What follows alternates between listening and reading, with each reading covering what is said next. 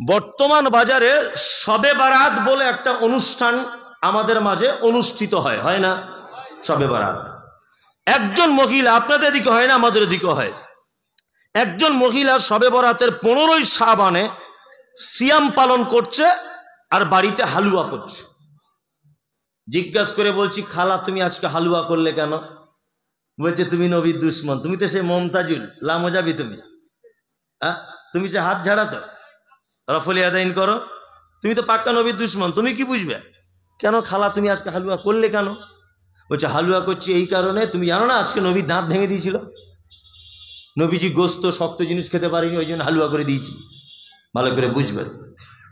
আপনাদেরকে একটা কথা বলি, আচ্ছা আমার ছেলে একদিন আমাকে বলছে, আব্বু মনে আছে আমি তোমার বিয়ের বরযাত্রী গিয়েছিলাম? আচ্ছা বলুন তো এই কথাটা চলে মার্কেটে? আমি ওর মাকে বিয়ে করব তারপর তো পেটে আসবে? হ্যাঁ কি বলছি বুঝতে পারছেন না?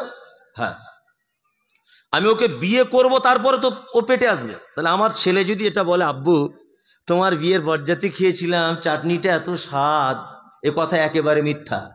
মিথ্যা না? মিথ্যা। এবার আপনাকে একটা কথা বলি, হালুয়া করছে কোন তারিখে? আরবি শাবান মাসের 15 তারিখ, তাই তো? মানুষকে এগুলো বোঝেও না। আমি শুধু বলি যে 2024 সালে মানুষকে এগুলো গবেষণাও করে না। একটা হিন্দু লোক যদি এটা শোনে তবুও হাসবে যে কত অন্যায় করছে।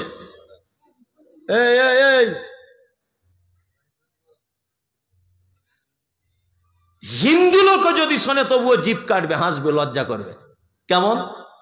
এইদিকে মজার ব্যাপারটা বলি, 15ই শাবানে খালা হালুয়া করেছে, নবীর দাঁত ভেঙেছে, তাই তো? শাবান মাসের পরের মাসটার নাম কি? রমজান, তাই তো? তাহলে শাবান মাসের 15 দিন আর রমজানের 1 মাস হলো কত দিন? 1.5 মাস। এখনো পর্যন্ত আল্লাহর নবীর দাঁত ভাঙেনি। তারপরে শাওয়াল মাসের, মানে যে মাসে আমরা ঈদ পড়ি, এই মাসের 13 তারিখে দাঁত ভাঙছে ওহুদের মাঠে মুহাম্মদ সাল্লাল্লাহু আলাইহি ওয়াসাল্লামের। তার মানে 2 দিন কম 2 মাস আগে খালা হালুয়া করেছে, নবীর দাঁত ভেঙেছে বলে আদৌ এখনো দাঁত ভাঙেনি। বুঝতে পেরেছেন? এখনো দাঁত ভাঙতে দেরি। তা আমি মমতাজুল ইসলাম নবীর দুশ্মন না তুমি নবীর দুশ্মন? দাঁত ভাঙেনি, আগে থেকে হালুয়া করে বসে আছো। আমি মারা যাইনি, গ্রামের লোক এমনি খবর শুনে 5 কোটি সব কেটে রেখে রেডি করে রেখেছে, এরকম একটা ব্যাপার। ব্যাপার নয়, ব্যাপার। আগে জানো কোন তারিখে নবীর দাঁত ভেঙেছে, কে বলেছে এটা? আল্লাহ নবী সাল্লাল্লাহু আলাইহি ওয়াসাল্লামের দাঁত ভাঙার 2 মাস আগে তুমি হালুয়া করে বসে আছো, কেমন কথা? আল্লাহু আকবার। দাঁত ওই ভাঙছে, মানে ও চাইছে যাতে নবীর দাঁত ভাঙুক, আগে থেকে হালুয়া করে বসে আছে। কত বড় বদমাশ! আল্লাহু আকবার। মানুষ মারা গেছে, এদিকে ফিরুন, কোন দিকে তাকাবেন না। মানুষ মারা গেছে, একজনে বলছে দোয়া বলুন। কি দোয়া? মিনহা খলাকনাকুম ওয়া ফিহা নুঈদুকুম ওয়া মিনহা নুখরিজুকুম তারাতান উখরা। এই দোয়াটা বলে মাটি দেন সবাই। সবাই মাটি দিচ্ছে। আমি জানাজাতে ছিলাম, আমি বলেছি এটা সবাই বিসমিল্লাহ বলে মাটি দেন, বিসমিল্লাহ বলে। মিনহা খালাকনাকুম বলতে হবে না, বিসমিল্লাহ বলে মাটি দেন। তখন একজন এসে আমাকে ধমকি দিয়ে বলছে, তুমি কয় পাতা পড়া মৌলভী সাহেব, তুমি বুঝো কিছু? মিনহা খালাকনাকুম বলে মাটি দিলে অসুবিধা কোথায়? আমি বললাম আচ্ছা, তাহলে মিনহা খালাকনাকুম বলে মাটি দিতে হবে, তুমি কি করে বুঝলে? বলছে আমি বুঝলাম, এটা তো কোরআনের আয়াত। কোরআনের আয়াত বলেই যে এখানে বলতে হবে তোমার, এটা কে বললো? বলছে কোরআনের আয়াত বললে ক্ষতি কি? আচ্ছা বলুন তো, কোরআনের আয়াত বলেই কি সব জায়গায় বলা যাবে? না। রুকুতে গিয়ে কি বলতে হয়? সুবহানা রাব্বিয়াল আযীম, তাই না? পবিত্র আল কোরআনে একটা ছোট্ট সূরা আছে, এই সূরাটা যদি কেউ 3 বার তেলাওয়াত করে, একবার কোরআন মাজিদ খতম করলে যত নেকি তত নেকি হয়। কোন সূরা? ইখলাস। আমি যদি রুকুতে গিয়ে বলি কুল হুয়াল্লাহু আহাদ আল্লাহুস সামাদ লাম ইয়ালিদ ওয়া লাম ইউলাদ ওয়া লাম ইয়াকুল লাহু কুফুয়ান আহাদ, নামাজ হবে? কেন হবে না? ওটা তো কোরআনের আয়াত, হবে না কেন? তার মানে বোঝা যায় এই জায়গাটায় আল্লাহ রসুল এইটা বলতে বলেন নি। মিনহা খালাকনাকুম, এটা কোরআনের আয়াত, এ কথা চূড়ান্ত। কিন্তু মাটি দেওয়ার সমাতেই যে বলতে হবে এটা, এইটা আল্লাহ রসুলের থেকে সহিহ সূত্রে প্রমাণ পাওয়া যায় না। কি বললাম বুঝলেন? খুব সাবধান। বর্তমানে ভ্রান্ত আমলে সমাজে একদম ভর্তি। আল্লাহ বলেছেন আমল করো, উত্তম আমল। কোন কোম্পানি যখন তার পানির প্রোডাক্টে লিখে দিয়েছে, এক বোতল পানি কিনলেন, পানির গায়ে, বোতলের গায়ে লেখা আছে কি? লেখা আছে 100% খাঁটি। ও লিখলো কেন? তার মানে বুঝে নিতে হবে অন্য পানিতে ভেজাল ধরা পড়েছে। কি বললাম বুঝলেন? আপনি মাদার ডেয়ারি দুধ কিনলেন 1 কেজি, দুধের গায়ে লেখা আছে 100% গাভীর দুধ। তার মানে বুঝে নিতে হবে ও লিখেছে কেন? অন্য কোম্পানির দুধে ধরা পড়েছে তাই, তাই না? তা আল্লাহ বলেছে আহসানু আমালা, উত্তম আমল করো। তার মানে আল্লাহ সুবহানাহু ওয়া তাআলা এ কথা আগে থেকেই জানেন যে মানুষও কিছু আমল তৈরি করবে, আর করছেও। তাই করছে না? করছে। ছোট্ট একটা আমলের কথা আপনাকে আমি বলে দিই, এইটা না বললে যে আমার মন তৃপ্তি হচ্ছে না যে মানুষের তৈরি। বলবো? হ্যাঁ বলি। আর বলে আপনাকে বোঝাতে চাইছি, দেখুন আমি কারোর বিরুদ্ধে বলছি না। এক, বর্তমান বাজারে শবে বারাত বলে একটা অনুষ্ঠান আমাদের মাঝে অনুষ্ঠিত হয়, হয় না? শবে বারাত। একজন মহিলা, আপনাদের দিকে হয় না, আমাদের দিকে হয়, একজন মহিলা শবে বরাতের 15ই শাবানে সিয়াম পালন করছে আর বাড়িতে হালুয়া করছে। জিজ্ঞাসা করে বলছি, খালা তুমি আজকে হালুয়া করলে কেন? বলছে তুমি নবীর দুশ্মন, তুমি তো সে মমতাজুল লামজাবি, তুমি সে হাত ঝাড়া তো রফলি আদাইন করো, তুমি তো পাক্কা নবীর দুশ্মন, তুমি কি বুঝবে? কেন খালা তুমি আজকে হালুয়া করলে কেন? বলছে হালুয়া করছি এই কারণে, তুমি জানো না আজকে নবীর দাঁত ভেঙে দিয়েছিল, নবীজি গোস্ত শক্ত জিনিস খেতে পারেনি, ওই জন্য হালুয়া করে দিয়েছি। ভালো করে বুঝবেন। আপনাদেরকে একটা কথা বলি। আচ্ছা, আমার ছেলে একদিন আমাকে বলছে, আব্বু মনে আছে আমি তোমার বিয়ের বরযাত্রী গিয়েছিলাম? আচ্ছা বলুন তো এই কথাটা চলে মার্কেটে? আমি ওর মাকে বিয়ে করব, তারপর তো পেটে আসবে। হ্যাঁ কি বলছি বুঝতে পারছেন না? হ্যাঁ, আমি ওকে বিয়ে করব তারপরে তো ও পেটে আসবে। তাহলে আমার ছেলে যদি এটা বলে, আব্বু তোমার বিয়ের বরযাত্রী খেয়েছিলাম, চাটনিটা এত স্বাদ, এ কথা একেবারে মিথ্যা। মিথ্যা না? মিথ্যা। এবার আপনাকে একটা কথা বলি, হালুয়া করছে কোন তারিখে? আরবি শাবান মাসের 15 তারিখ, তাই তো? মানুষকে এগুলো বোঝেও না। আমি শুধু বলি যে 2024 সালে মানুষকে এগুলো গবেষণাও করে না। একটা হিন্দু লোক যদি এটা শোনে তবুও হাসবে যে কত অন্যায় করছে। এই হিন্দু লোকও যদি শোনে তবুও জিভ কাটবে, হাসবে, লজ্জা করবে। কেমন? এইদিকে মজার ব্যাপারটা বলি। 15ই শাবানে খালা হালুয়া করেছে, নবীর দাঁত ভেঙেছে, তাই, তাই তো? শাবান মাসের পরের মাসটার নাম কি? রমজান, তাই তো? তাহলে শাবান মাসের 15 দিন আর রমজানের 1 মাস হলো কত দিন? 1.5 মাস। এখনো পর্যন্ত আল্লাহর নবীর দাঁত ভাঙেনি।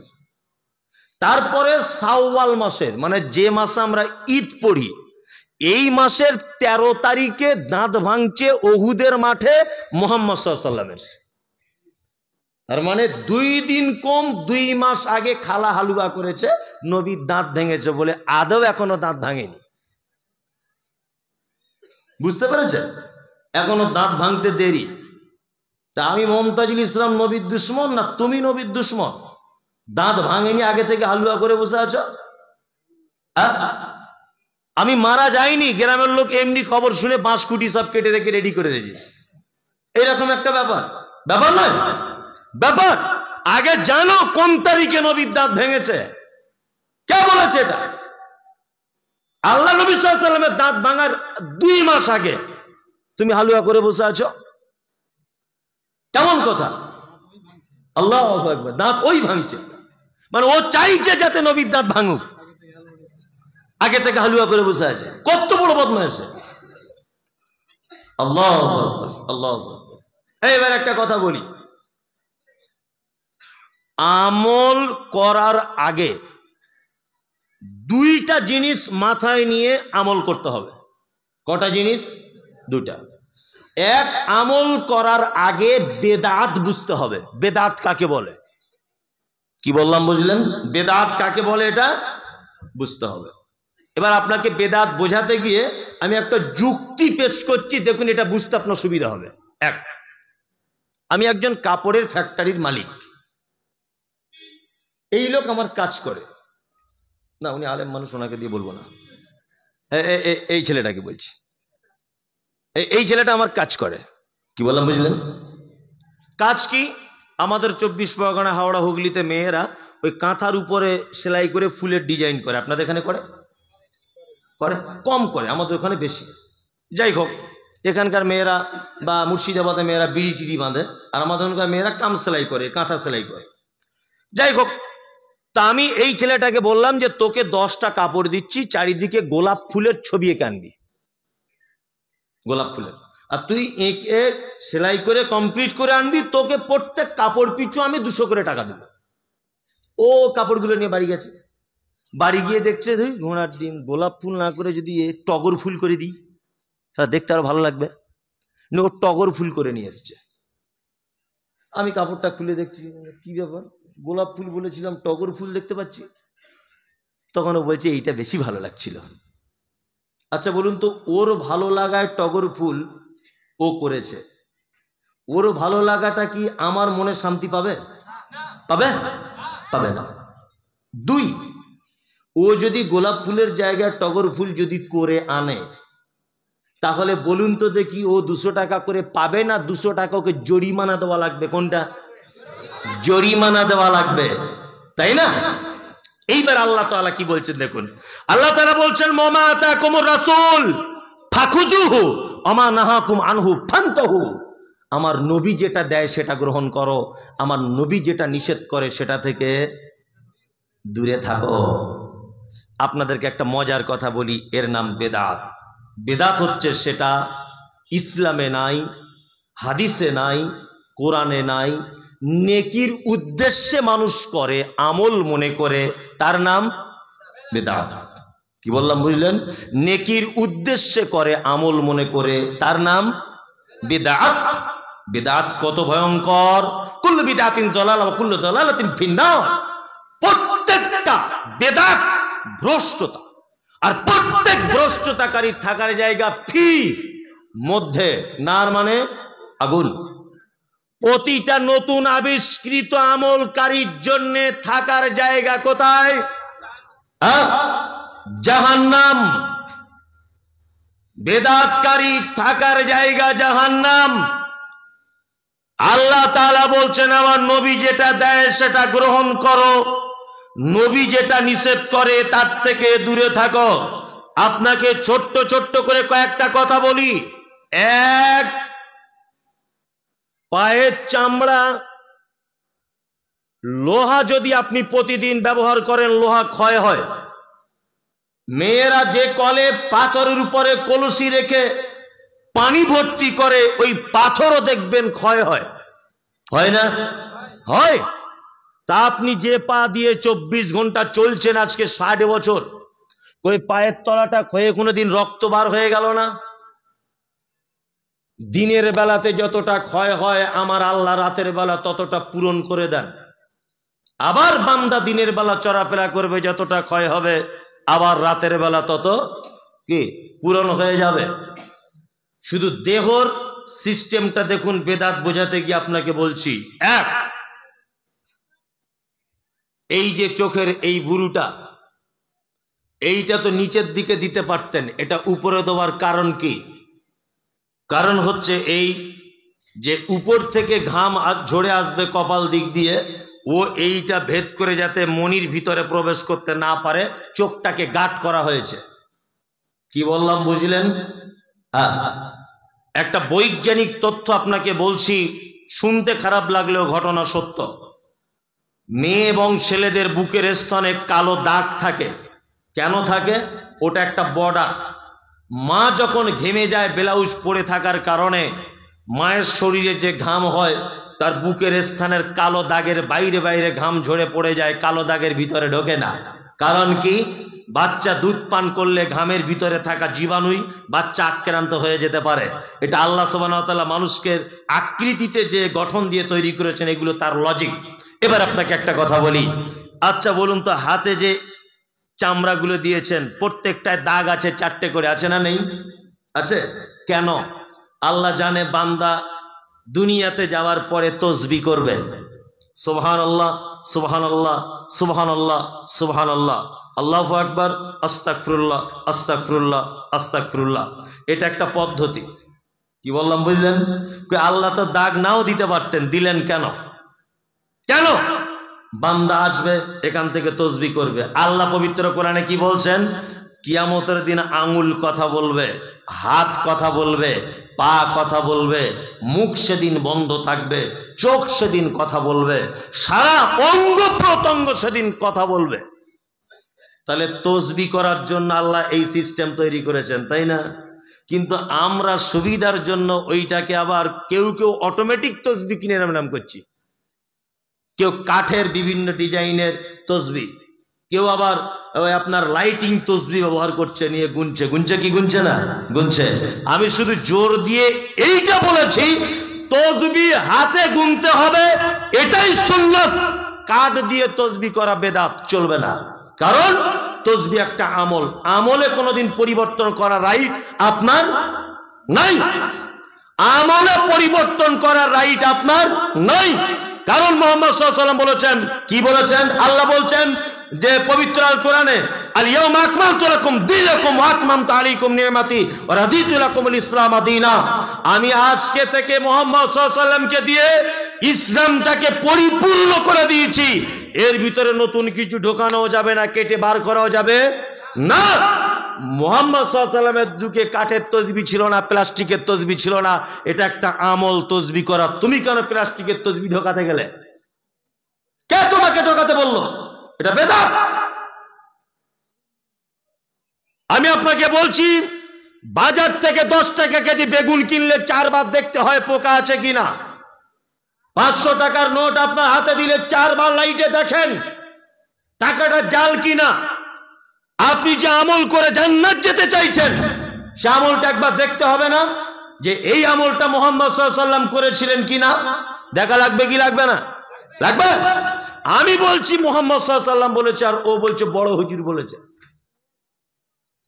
বারবার বলছি আমি যে এই কথা বলেছে মুহাম্মদ সাল্লাল্লাহু আলাইহি ওয়াসাল্লাম, ও বলেছে বড় হুজুর। তা বড় হুজুরের চলবে না মুহাম্মদ সাল্লাল্লাহু আলাইহি ওয়াসাল্লামের চলবে? হ্যাঁ, মুহাম্মদ সাল্লাল্লাহু আলাইহি ওয়াসাল্লামের চলবে। কিন্তু এইখানে একটা ব্যাপার হচ্ছে, এই আসলে ছোট থেকে যারা অন্যায় করে এসেছে, বড় হয়ে গেলে শাসন করলে আর ঠিক করা যায় না। ওই জন্য মুখে একটাই ভাষা, আমার বাপ দাদা 14 পুরুষ কি ভুল করে এসেছে, বলতে যাবে না, এটা বলবে আমার বাপ দাদা 14 পুরুষ কি ভুল করে এসেছে। তার মানে ছোটবেলাতে তবুকে ঠিক করা যেত, বড় হয়ে চোখের আর ঠিক করা যাবে না। এদের অবস্থা কেমন জানেন? ছোট্ট করে একটা কথা বলবো? হ্যাঁ, আমি একটা গল্প আপনাদেরকে বলি 1 মিনিটের জন্য, এতে একটা শিক্ষা রয়েছে। এদের অবস্থা কেমন? এক, বক্তব্য দিতে এসে আর কিছু খুঁজে পায় না। মমতাজুলের জন্মের ঠিক নেই, ইয়াসিনের জন্মের ঠিক নেই, বেরাদার রাহুল না সিস্টার রাহুল, ওদের কারুর জন্মের ঠিক নেই। এই শুধু বক্তব্য মোবাইলে শুনতে পান না? হ্যাঁ, আসলে এদের জ্বালা ধরেছে কেন জানেন? একটা জায়গায়। আর এদের অবস্থা পাগল হয়ে গেছে কেন জানেন? একটা মাত্র কারণে সব পাগল হয়ে ঘুরছে এখন। কারণ হচ্ছে এই, একটা মেথরওয়ালা সারাদিন পায়খানা পরিষ্কার করে রাস্তা দিয়ে আসার সময় একটা গাছের ছায়াতে বসে আছে। এটা আমি অনেক সব জায়গাতে বলি। এখন মেথরওয়ালা সে ঝাড়ু বালতি নিয়ে বসে আছে গাছের তলায়, অনেক কষ্ট হয়েছে তো, চৈত্র মাসের রোদ্দুরের দিন। এখন একটা আতরওয়ালা ফেরি করছিল আতর নিয়ে, সেও গিয়ে এখন মেথরের পাশে গিয়ে বসেছে, বুঝলেন?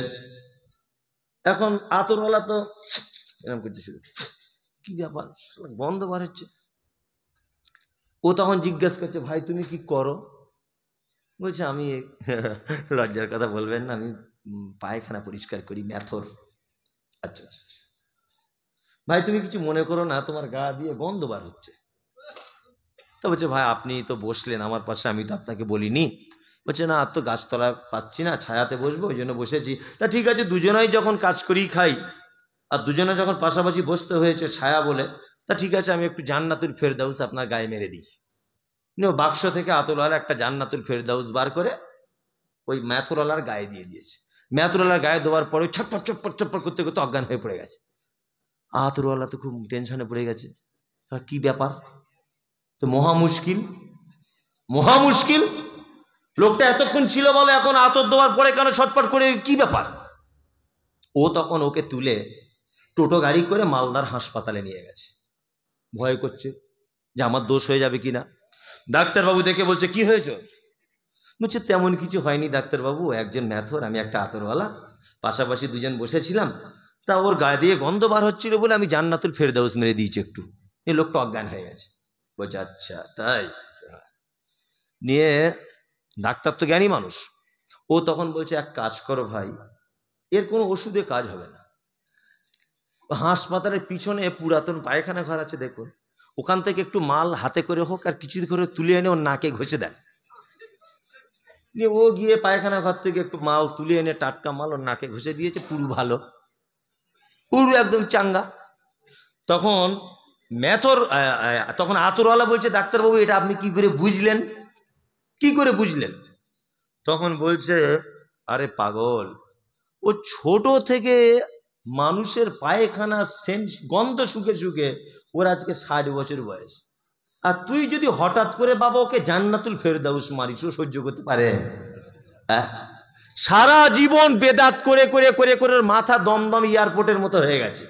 এখন যদি ওকে আপনি একটা সহি হাদিস বলেন, ও আর সহ্য করতে পারবে? পারবে? সারা জীবন তাবিজ দিয়ে দিয়ে হারাম ইনকাম করে এসেছে। এখন আমি মমতাজুল ইসলাম বলছি, তাবিজ হারাম, তাবিজ শিরক, তাবিজ দিলে তার পিছনে সালাত নামাজ পর্যন্ত হবে না।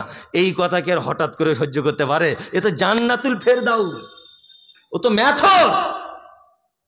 সারা জীবন হারাম কাজ করে করে, সারা জীবন বেদাত করে করে করে করে চুল পেকে গেছে।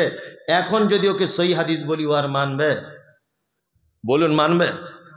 কখনো মানতে পারে না, অসম্ভব ব্যাপার, ওর পক্ষে মানা সম্ভব নয়। শুনুন, একটা কথা আপনাকে বলে রাখছি, বেদাত যারা করে তারা কত ভয়ঙ্কর। সারা পৃথিবীতে যত পাপ আছে, সারা পৃথিবীতে আপনি 100টা লোককে মার্ডার করুন, শয়তান খুশি হবে না। আপনি কাউকে গলা কেটে দেন, শয়তান আনন্দ করবে না। কি বললাম বুঝলেন? আপনি কারোর জমি জোর করে দখল করে নেন, শয়তান হাসবে না একবারও, কারণ ওকে আপনি খুশি করতে পারেননি। কারণ শয়তান জানে ও 100টা মার্ডার করেছে, কালকে আবার আল্লাহর দরবারে সারেন্ডার হয়ে যাবে, আল্লাহ ক্ষমা করে দাও, আল্লাহ তো বড় দয়ালু, আল্লাহ ক্ষমা করে দিবে। আল্লাহ ক্ষমা করতে পারে কি পারে না? পারে। হ্যাঁ, কাউকে কোনো অন্যায় ব্যভিচারে লিপ্ত হয়েছেন, শয়তান খুশি হবে না। শয়তান জানে ও মসজিদে গিয়ে খুনি ফজরে পড়ে কান্নাকাটা করবে, আল্লাহ ক্ষমা করে দিবে। ক্ষমা করে কি করে না? করে। শয়তান একটা কাজ করলে খুশি হয়, তার নাম বেদাত। বেদাত করলে সাংঘাতিক খুশি। যদি বলছেন কেন? শয়তান জানে পৃথিবীতে একটা কাজ করলে মানুষ কোনোদিন ক্ষমা চায় না, মানুষ করে নেকির উদ্দেশ্যে, নেকি মনে করে, এই জন্য শয়তান খুব খুশি হয়। কি বললাম বুঝলেন না? হাদিসে নাই, কোরআনে নাই, এরকম একটা আপনি আমল করুন, এর নাম কি? বেদাত। শয়তান জানে ও তো এটা ভেবেই করছে যেটা করলে নেকি হবে, ওই জন্য বেদাতিকে দেখে শয়তান যত খুশি হয়, আর অন্য কাউকে দেখে এত খুশি শয়তান হয় না। আর একটা কথা বলি, বেদাতিরা কত ভয়ঙ্কর। কিয়ামতের দিনে আল্লাহ নবী সাল্লাল্লাহু আলাইহি ওয়াসাল্লাম সমস্ত মানুষকে কাউসারের পানি পান করানোর দায়িত্বে থাকবেন। শুধু এক দল মানুষকে কাউসারের পানি পান করানো হবে না, তাদেরকে টেনে জাহান্নামের ভিতরে ঢোকানো হবে। আল্লাহ রাসূল জিজ্ঞাসা করবেন, কি এমন অপরাধ যে অপরাধের কারণে তাদেরকে জাহান্নামে নিক্ষেপ করা হচ্ছে? তখন ফেরেশতারা বলবে, মুহাম্মদ সাল্লাল্লাহু আলাইহি ওয়াসাল্লাম, এরা হচ্ছে সেই লোক আপনি মারা যাবার পরে, আপনি চলে যাবার পরে আপনার নাম দিয়ে দিনের ভিতরে নতুন কাজ আবিষ্কার করে সমাজের মানুষের কাছে প্রচার চালিয়েছে, আর এরা নিজেরাও করেছে। এই জন্য এরা কাউসারের পানি থেকে বঞ্চিত এবং এদের থাকার জায়গা জাহান্নাম। খুব সাবধান, খুব সাবধান।